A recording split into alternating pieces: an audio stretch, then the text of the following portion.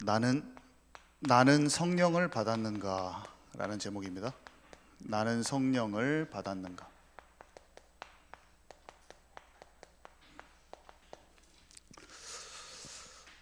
예수님의 제자들의 그 성령을 받았던 과정, 이게 참 우리가 잘 알잖아요. 예수님의 제자들은 율법주의와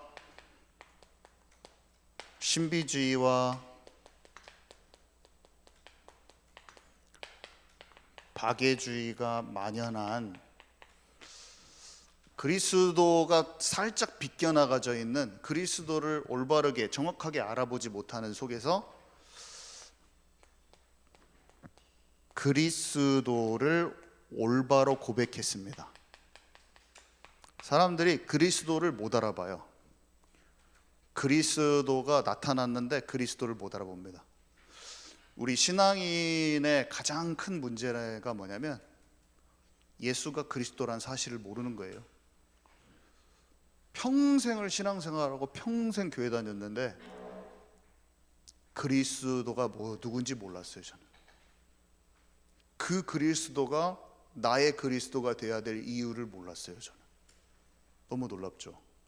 예수 사랑해요 찬양을 다 하고 다 했어요. 찬양도 성경 찬송을 줄줄줄 알고, 공과 시간을, 그 수많은 공과 시간, 주일 예배 한 번도 빠진 적이 없어요. 초등학교 6년 개근, 목사님 아들보다 더 잘 다녀. 근데 그리스도를 몰랐어요. 예수가 그리스도라는 그 사실을 몰랐어요.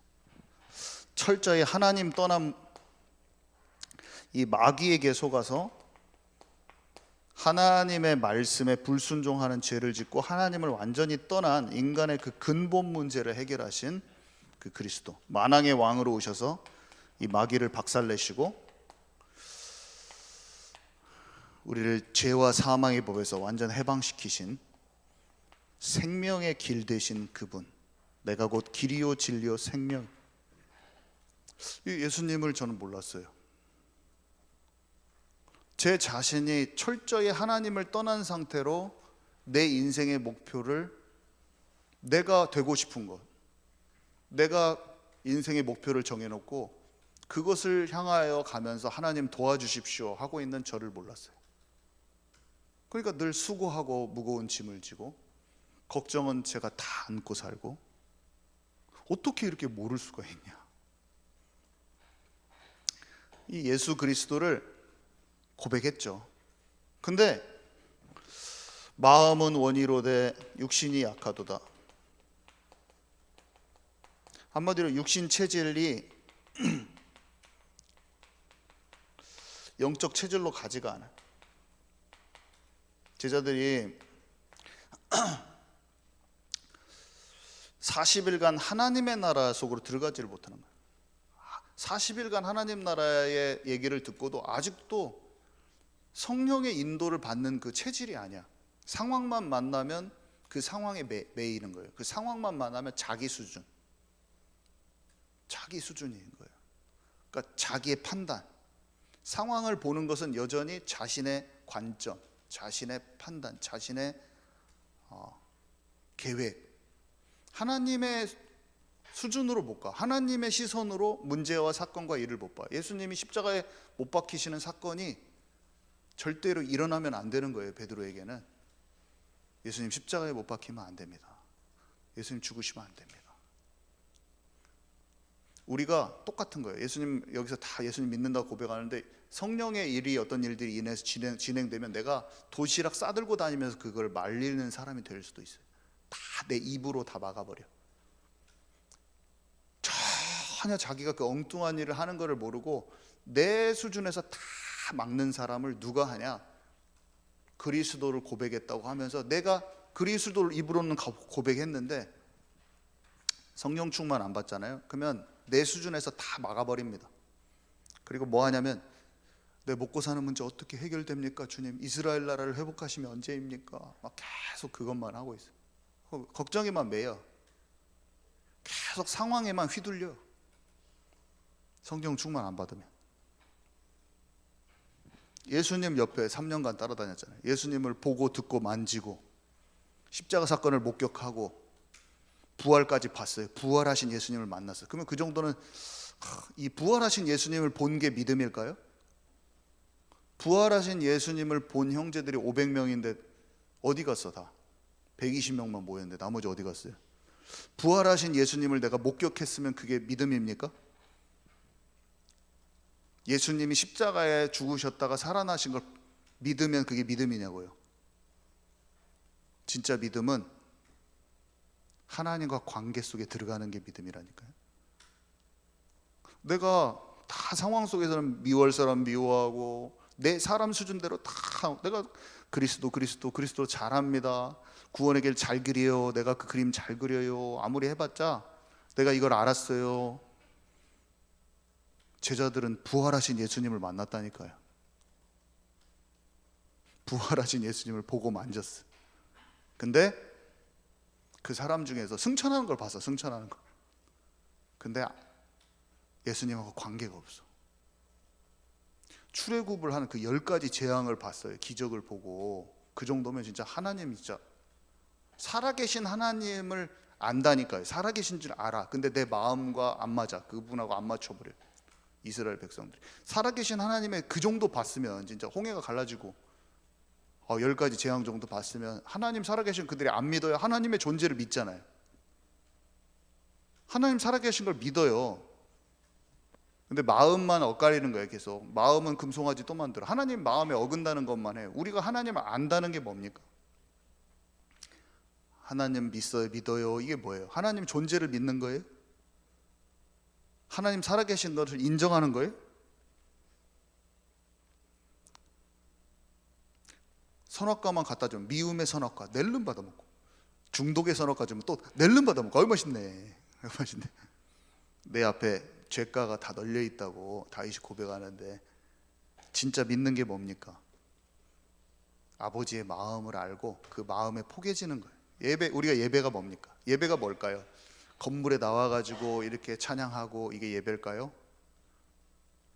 엇갈려 있는 마음을 이 시간 영과 혼과 관절과 골수를 쪼개는 말씀을 가지고 놓친 부분을 찾아내버리는 게 예배예요. 예배는 흩어져 있는 내 분산된 내 마음들과 놓쳐져 있는 하나님의 마음과 안 맞는 그게 열려지면 갑자기 예배가 되는 거라니까요. 갑자기 예배가 시작되는 거예요. 그리고 예배 속에서는 모든 걸 찾을 수 있어요. 사실은 이미 사무엘이 다 말해줘요. 사울왕한테.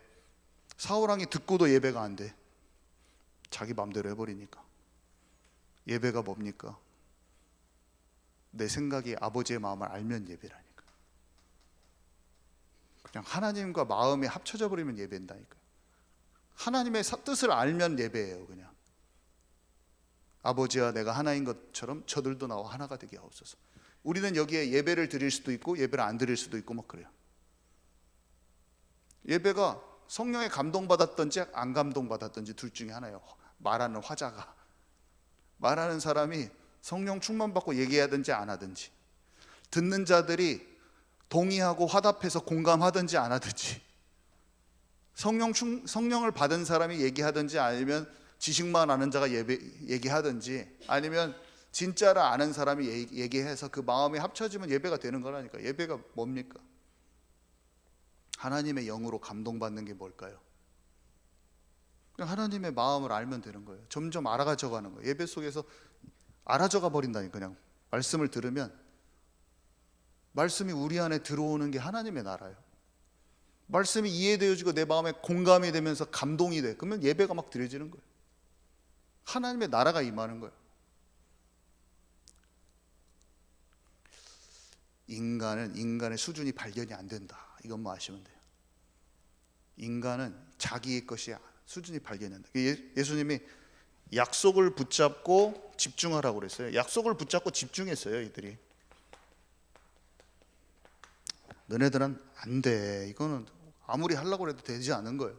한계 만나서 십자가 사건 일어나니까 다 도망가서 저기 도망가 버려요. 예수님 막 침뱉고 부인해버려요. 사람이 더 무서워. 어린 소녀가 말하는데 나 몰라, 나 그 예수 따라다니는 사람 아니야. 사람이 무서워. 사람이, 조그마한 사람이 말해도 사람 눈치 보는 거야. 사람 눈치. 다른 사람이 나를 어떻게 생각하냐, 이게 중요한 거야. 늘 두려워요. 남이 나를 보는 게 두려워. 남이 나를 어떻게 생각하느냐가 두려워요. 늘. 그래서 거기에 매여 살아. 착한 병 걸려갖고 매워 살아. 누가 나를 안 좋게 보면 어쩔까? 거룩하다가 죽어.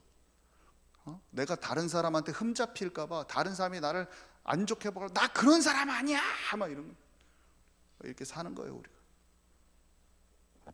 그런 사람이니까 예수님의 필요한 것을 고백하면 되는데, 나 그런 사람 아니야.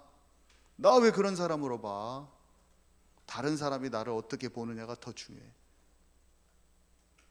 우리는 괜찮잖아요, 그죠? 벌거 벗겨져도 괜찮은데, 허물과 죄가 다 드러나도 괜찮은데, 누가 내 삶에 들어와서 나를 이렇게 볼까 두려워. 나를 뭘 알아차릴까? 내가 어쩔까?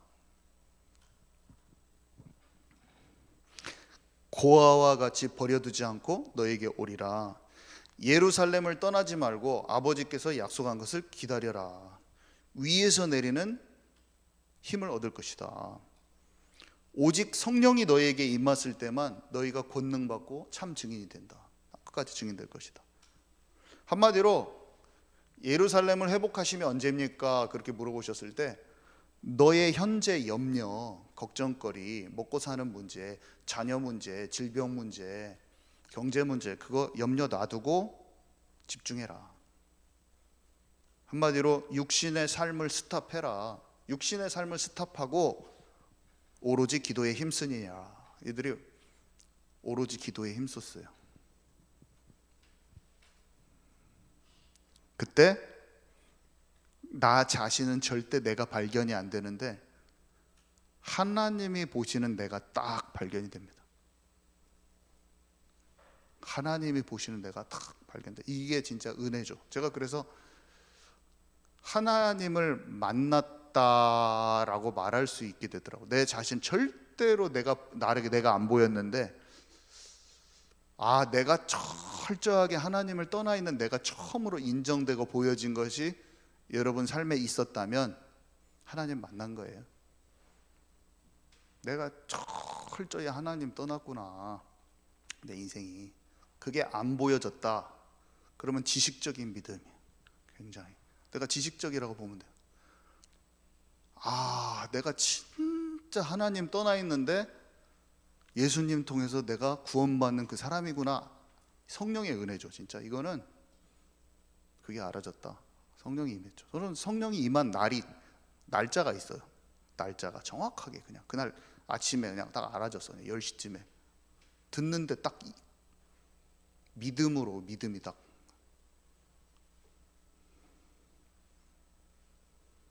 구원받은 날이죠.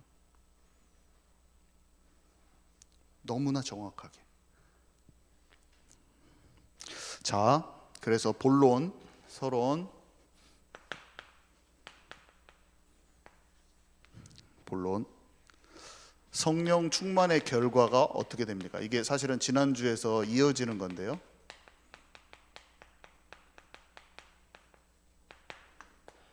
성령 충만의 결과는 말씀이 이해가 갑니다. 말씀이 이해가 가요. 파편처럼 흩어져 있던 진짜 많은 알고 있었던 많은 말씀이 쫙 깨어지죠. 사도행전 17장 11절에 보니까요, 베레아 사람들이 간절한 마음으로 성경을 묵상했는데요, 성령이 하시는 일이 우리를 모든 진리 가운데로 인도하시고 하나님의 깊은 것을 통달케 하고 기름 부음이 모든 것을 가르치죠. 처음에 은혜로 말미암아 믿음이 생겼지만 믿음이라는 게 탄탄히 올라올 때까지 저는 시간이 걸렸어요. 어떤 사람은 이렇게 표현하더라고요. 이런 어떤 댐이 있다고 해보세요. 그러면 이렇게 물이 이렇게 차 있는데 이런 금이 가기 시작해. 이렇게 점점 이 작은 실금이 있는데 물이 압력이 점점점 압력이 가해지면 어떤 임계치가 딱 이르면 이게 뚝이 딱 터지겠죠. 근데 이 설명이 좀 참 저의 저도 영적인 것을 경험한 것을 잘 좀 설명을 해주더라고요. 지난날 각인된 오래된 나의 개똥 철학, 지난날 오래 각인된 사상 체계, 나의 가치관, 세계관, 이것이 말씀을 계속 듣고 읽고 배우고 성령께서 깨닫게 하시니까 어느 순간 그리스도 중심으로 전체 성경이 언약적으로 이해가 딱 되면서 하나로 딱 연결되면서 진리에 대한 나의 심한 거부감이라고 해야 되나?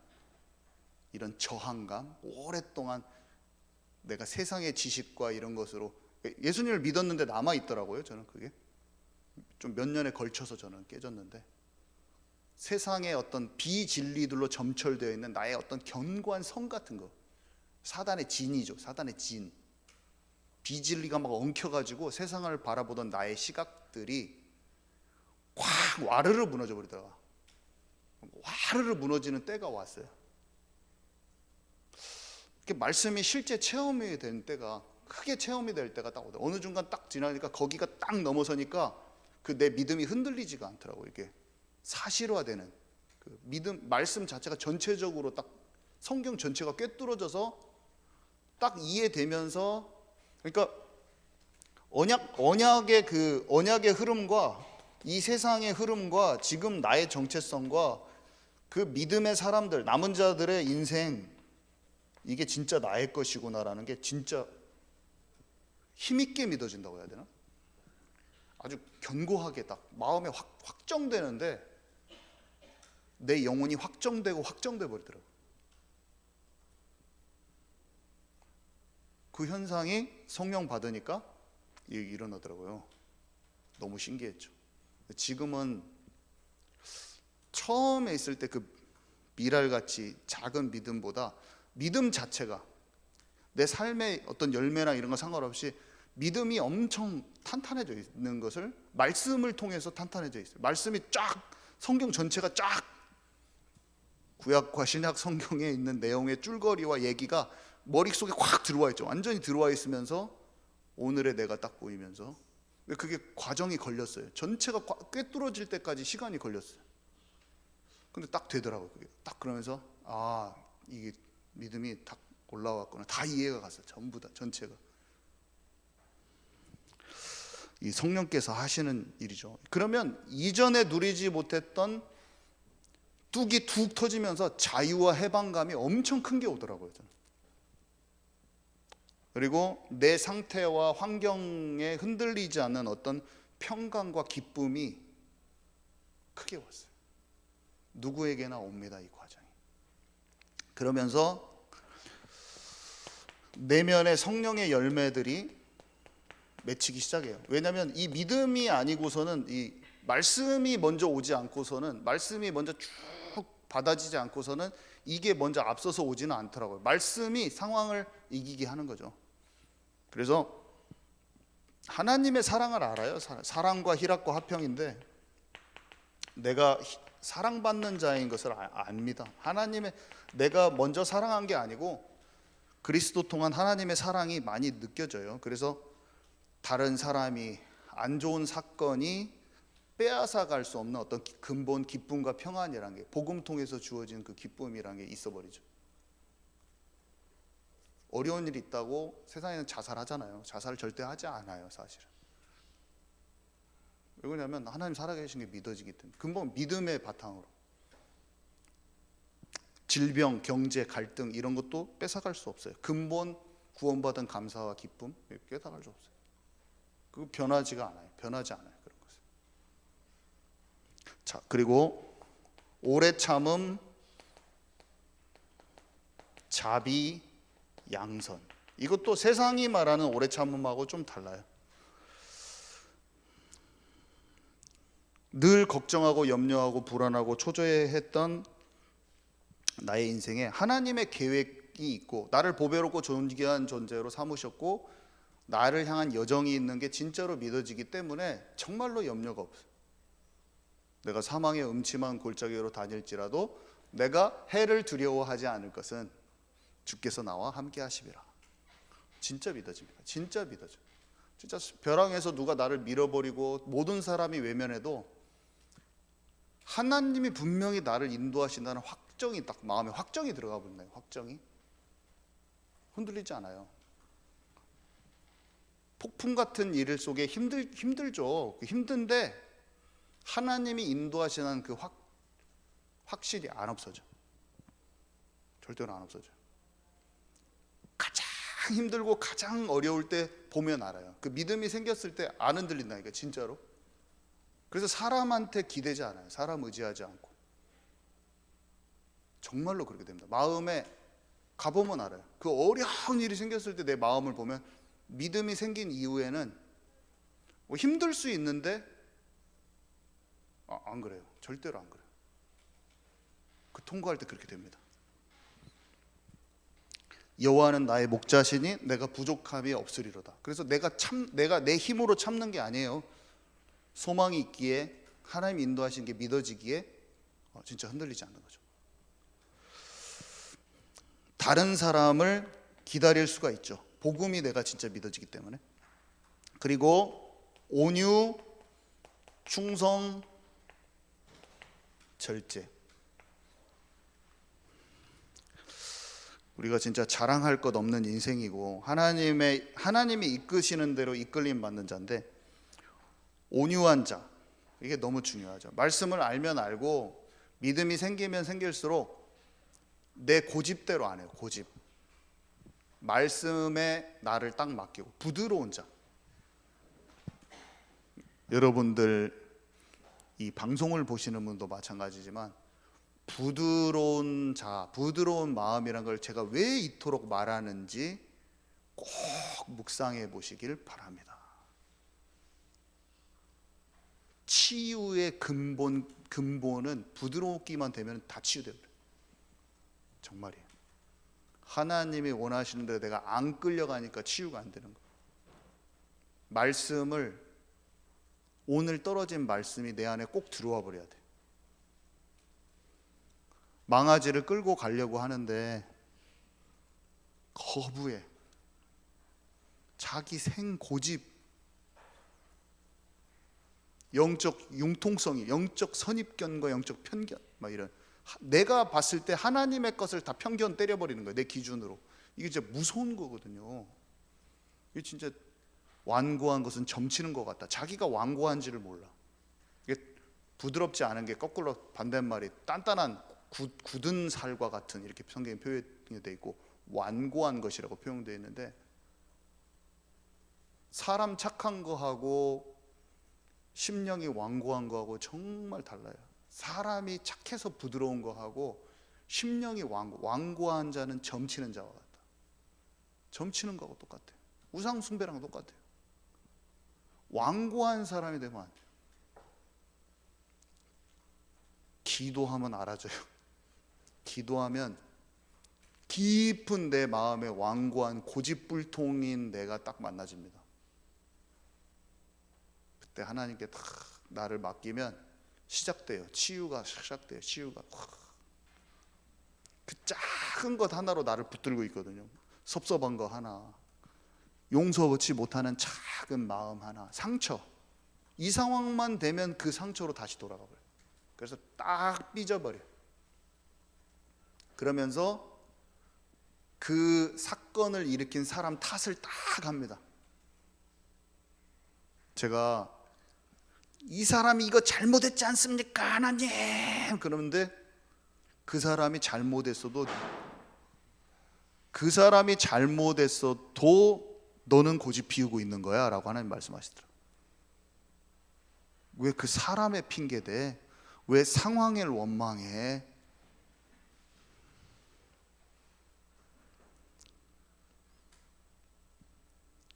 상황에 타사하고 나를 합리화시키기가 좋잖아요. 상황 탓하면 합리화시키기 좋잖아요. 그 사람이 잘못했으니까 제가 이렇게 하고 있는 겁니다. 주님, 얼마나 좋습니까? 근데 그 상황이 나를 힘들게 했잖아요. 아니, 너는 용서 안 하는 자다. 아니, 너는 상처에 배어 있다. 너는 용서하라고 한 내 말에 끌려오지 않는 온유한 자가 아니라 라고 하나님 말씀하는 거예요. 내 심령에 대고, 내 심령을 내 영혼에 대고, 내 영혼을 흔들고 계셔요. 사건과 상황을 가지고 계속 흔들고 계시는데 끝까지 말 안 듣다가 저 경제로 완전히 치거나 불치병 걸려갖고 죽음 앞에 서가지고 깨달았는데 이제 하나님 앞에 가야 돼. 열매 맺는 인생, 나를 통해서 하나님 나라 강력하게 세워질 그것들이 있었는데 죽음 앞에서 내 것 겨우 내놓고 겨우 턱걸이에서 갔어. 주님 앞에. 그렇게라도 가면 다행이죠, 그죠? 우리가. 근데 열매 맺는 인생이 되어야겠어요. 우리는 열매 맺는 인생으로 온유한 자로 들어갑시다. 아멘이시죠? 진짜 온유한 자가 되겠다. 나는 고집불통이다. 나는 고집불통이 되기가 쉽다라는 것만 딱 인정해도 그 사람은 알아집니다. 근데 보통은 내가 온유한 자가 아니라는 것 자체가 인정이 잘 안 돼요. 그걸 안 보입니다. 그 자체도. 그것이 안 보인다고 생각하면 돼요. 그냥 내가 나를 부드럽지 않은 자인 것을 내 자신이 혹시 그럴지 모른다 생각하면 그 사람 치유되어 버려요. 거기까지 생각도 안 갑니다. 저 사람이 바뀌어야 돼. 저 사람이 고집불통이야. 나는 부드러운 자야. 이렇게 하면 평생 어린아이, 평생 어린아이 되는 거예요. 절제. 참 절제가, 나는 이런 중독도 아니고 저것도 아니고 절제 잘하는데요, 이 넘치지도 게으르지 않는 그 균형감이라는 게 계속 발견돼야 돼요. 우리가 사실은 어떤 상황이 우리에게 딱 주어졌는데 여러 가지 선택지와 여러 가지 만남과 관계 속에서 사람들이 이런 결정 우르르 이렇게 움직이고 저렇게 움직이는데, 하나님이 내게 원하시는 그 정도를 알고 딱 거기서 1m 앞으로도 안 가고 1m 뒤로도 안 가고 딱 거기에 머물러 있는 것. 딱 절제. 밥 조금 먹고 다이어트하는 그 절제, 그런 것만 말고, 햄버거 좀 안 먹는 그런 절제 말고, 하나님이 원하시는데 인도받는 데 있어서 앞서거나 뒤서거나 하지 않고 딱 거기에 딱 있는 절제. 내 감정이 주인되지 않는 것, 내 기분이 우상되지 않는 것.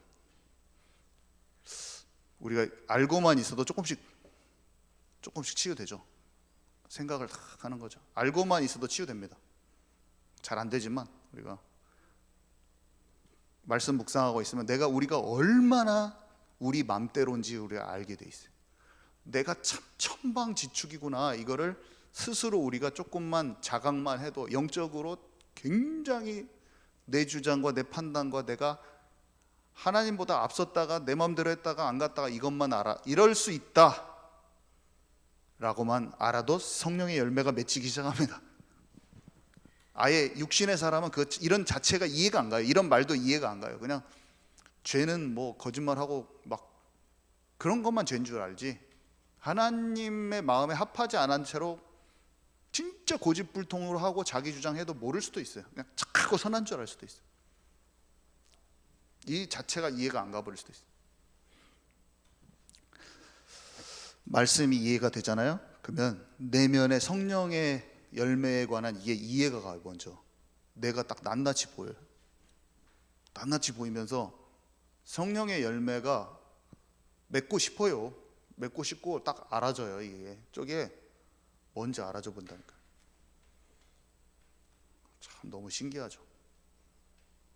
그 말씀을 이해하는 것 그 자체가 성령에 계신 증거예요. 어떻게 보면 우리가 이게 말씀이 이해되어지는 것 자체가 성령이 말할 수 없는 탄식으로 지금 우리에게 말씀하고 계신 거예요. 이미 성령의 역사예요. 자, 그래서 그러면 전도지를 막 뿌리는 전도가 아니라 구원의 길만 막 해가지고 사람 영접시키는 게 아니라 진정한 치유가 되어지는 전도, 흘러서 나에게 있는 영적인 부분이 흘러 넘치는 참된 전도가 됩니다. 이 사람들이 어떤 특징, 성령 충만의 결과가 이 담대함이 오는데요. 사람 눈치 보면서 막 소녀한테도 예수님 자기 제자라고 못 말하잖아요.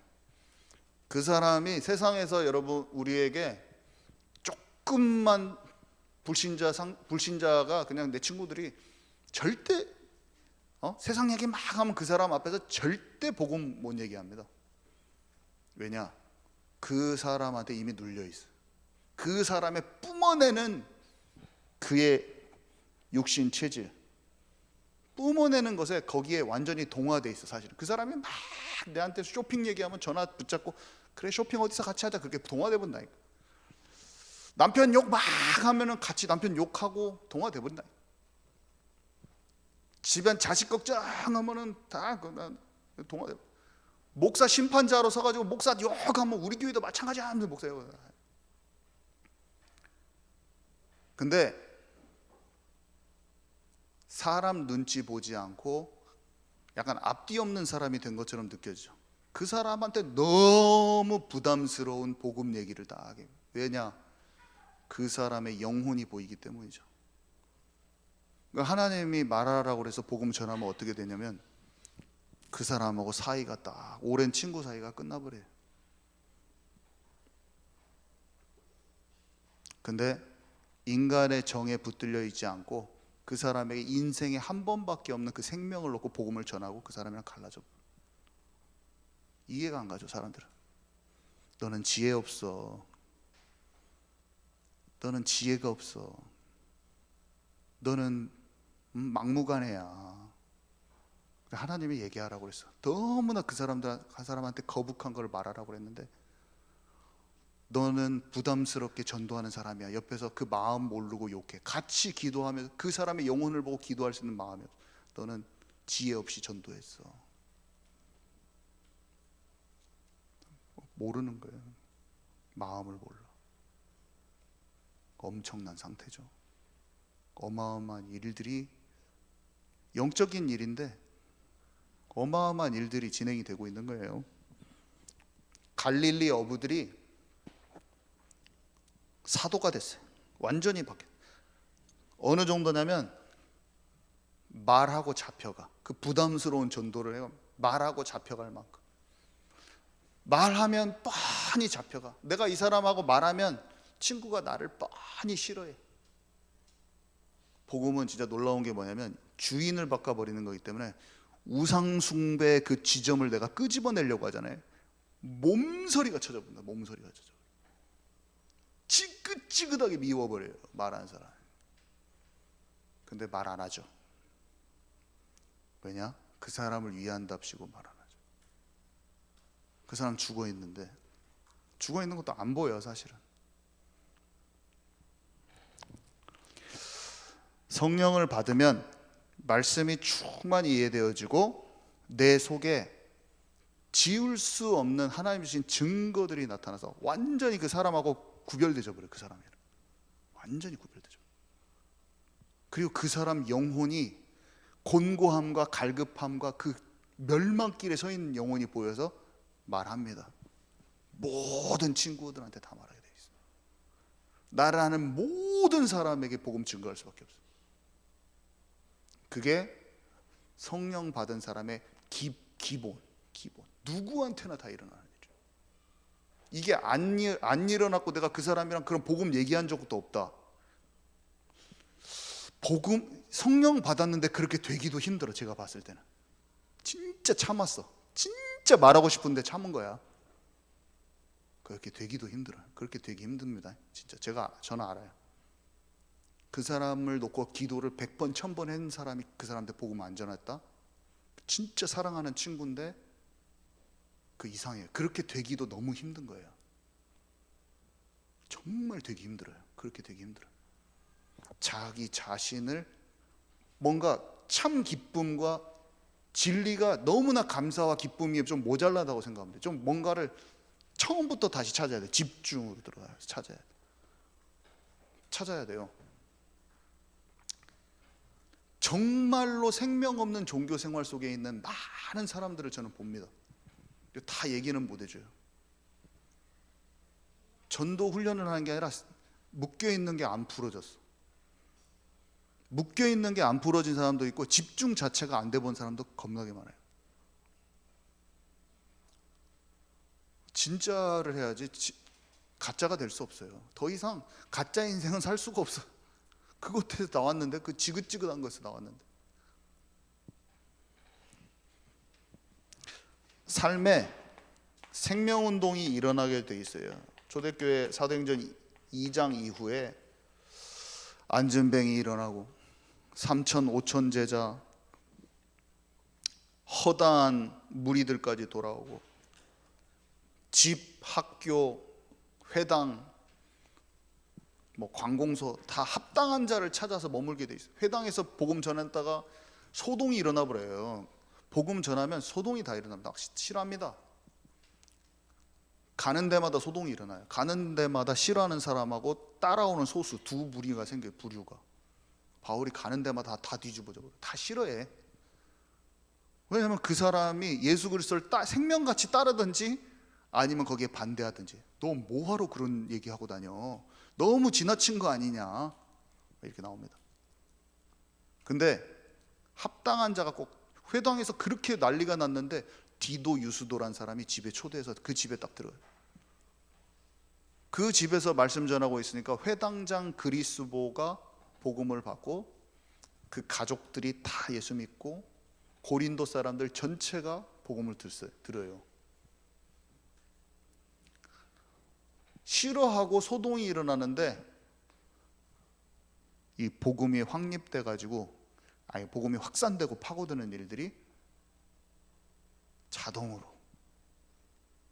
당연하게 일어나는 거예요. 우리가 열매 없이, 그렇다고 조금 보여지는 열매 없어도 낙심치 마세요. 성경에는 분명히 이런 기록이 있어요. 열매 없이 씨만 뿌릴 때도 있어요. 너무나 낙심하지 마세요. 우리가 저도 학교에서 복음 전하지만 다 예수님 진짜 잘 믿었어. 그리고 막 제자화돼서 굉장히 연락도 오고 진짜 예수님 생명력이 있는데 지금 서울에 가서 불신자 아이가 정말 열심히 교회 잘 다녀요. 신앙 진짜 내 제자로 딱 들어오지 않았어. 괜찮아요. 우리가 씨를 뿌릴 때 다른 데서 거두기도 하고 나중에 거두기도 하고 성경에 써 있어요. 내가 심지 않은 때 또 거두게 되기도 하기 때문에 뭐라고 써 있냐면, 영적 세계를 아는 사람은 뿌리는 자와 거두는 자가 함께 기쁨을 누리는 것을 알게 돼 있다고 기록돼 있어요. 예수님이 하신 말씀 중에 이런 말이 있는데, 우리는 요동하지 않아요. 조금 내 눈에 열매 맺는 게 바로 안 보여도 좌절하지 않고, 내가 씨도 안 뿌렸는데 막 잘 따라오는 사람이 있다고 막 흥분하지도 않고, 하나님이 하시는 그 전체적인 일을 알고 감사하고 기뻐하고 늘 그렇게 하면서 쭉 지속해서 하는 거예요. 지속해서. 아멘이시죠? 네. 그래서 우리는 지속해야 합니다. 지속. 에베소서 5장 16절에서 18절을 보니까 세월을 아끼라 때가 악하니라. 저는 나이가 50도 안 되었지만 인생이 짧은 것 같아요. 이게 삶이 짧더라고요. 달란트를 묻어두지 말라고 그랬는데, 내 달란트가 특별한 능력보다 내게 주어진 건강, 지식, 시간, 에너지도 다 포함해서 나에게 주어주신 하나님이 허락하신 많은 그 힘과 능력을 허비하지 말아야겠다. 인생이 짧다. 내 열심 내서 하는 게 아니라 진짜 나를 통해서 하나님 하실 일에 막힘없는 자가 되어야지, 이런 생각이 많이 들어요. 달란트를 묻어놓지 않아야지. 하나님 주신 대로 열매 맺어야지. 진짜 너무나 멸망 가운데 있는 가정들과 영혼들, 내가 받은 은혜가 얼마나 큰데 내 인생은 진짜 하나님께 쓰임받는 인생이 되어야지.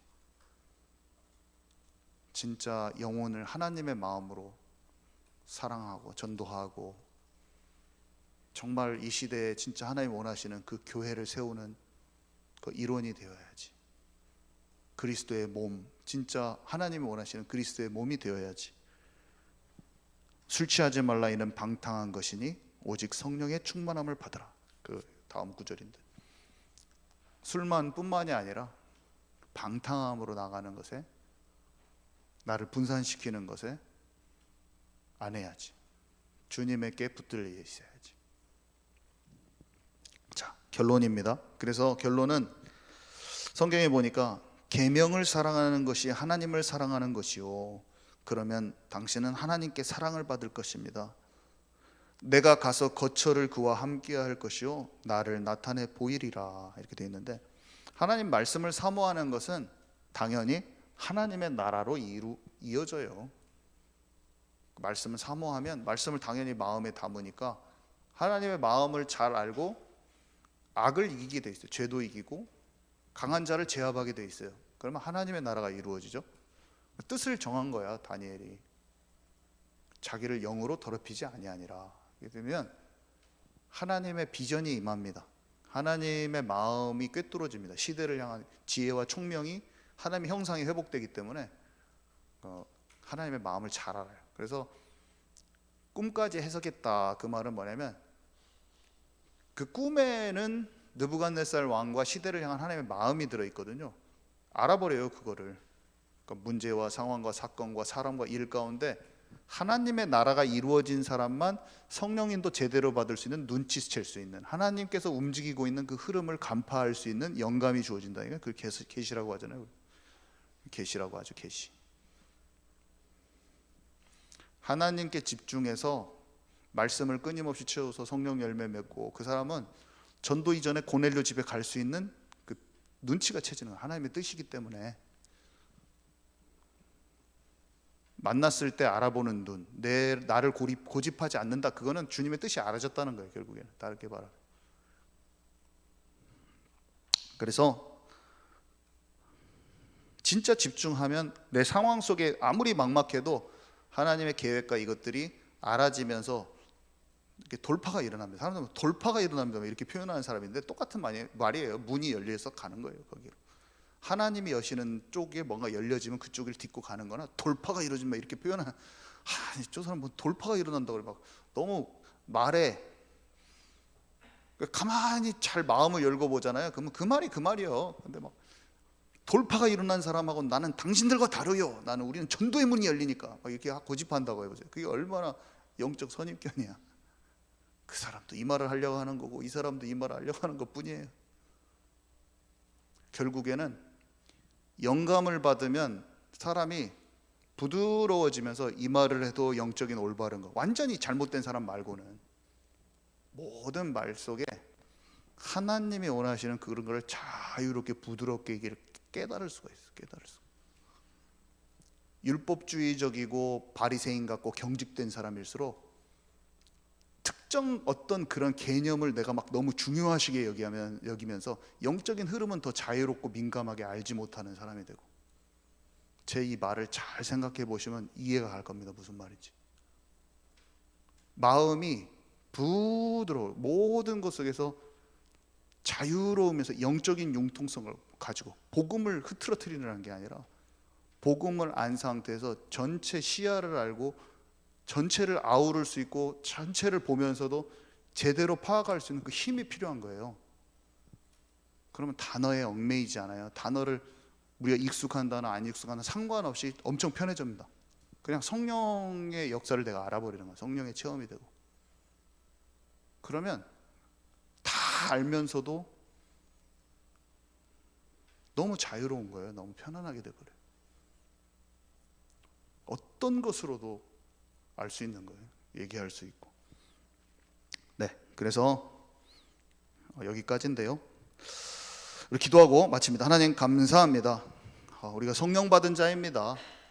하나님을 아는데 깊은 곳으로 들어갈 수 있도록, 깊은 것을 발견하고 더 깊이 체험할 수 있도록 주님 인도하여 주옵소서. 예수 그리스도 이름으로 기도합니다. 아멘.